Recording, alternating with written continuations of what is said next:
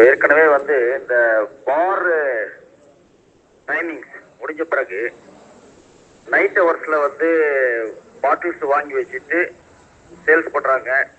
After the permitted hours closure ஆன பிறகு அதே போல ஏர்லி மார்னிங் சேல்ஸ் நடக்குது. இந்த மாதிரி இடங்கள்லாம் நம்ம இண்டிகேட் பண்ணி ஏற்கனவே மெமோஸ் மூலம் நடவடிக்கை ஆரம்பிச்சிருக்கு.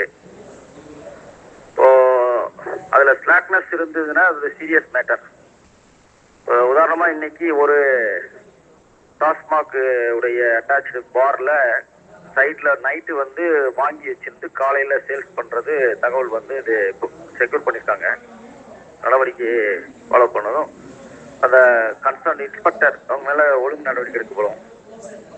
இதே போல எல்லா இடத்துக்குமே சொல்றேன். இப்ப திருவொற்றியூர்ல லிமிட்ல மட்டுமே இந்த காலையில நோட்டீஸ் பண்ண தவிர இன்னும் 4 இடங்களையும் இண்டிகேட் பண்ணி அங்க நடவடிக்கை எடுக்க சொல்லியிருக்கு.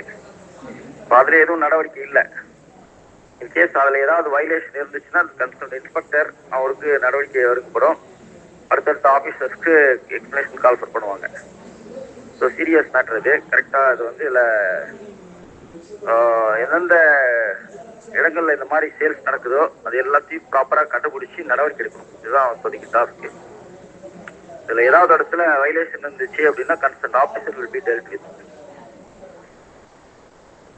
அது மட்டும் இல்லாம அடுத்தடுத்த நடவடிக்கை இருக்கும், சீரியஸான நடவடிக்கைகள். இது ஆபீசர்ஸ் உணர்ந்து கரெக்டான நடவடிக்கையை கரெக்டா ஃபாலோ பண்ணுங்க. பர்மிட்டட் ஹவர்ஸ் பியாண்ட் பர்மிட்டட் ஹவர்ஸ்ல எக்காரணத்து கொண்டும் சேல்ஸ் இருக்கக்கூடாது. ஒரு டிராப் சேல்ஸ் கூட இருக்கக்கூடாது அப்படிங்கிறது தான் இன்ஸ்ட்ரக்ஷன். இதை கரெக்டா ஸ்ட்ரிக்டா ஃபாலோ பண்ணிட்டு நடவடிக்கை எடுத்து காமிக்கணும். Mike 11 mike 21 21 to Mike 11, sir. Sir, instruction received, sir.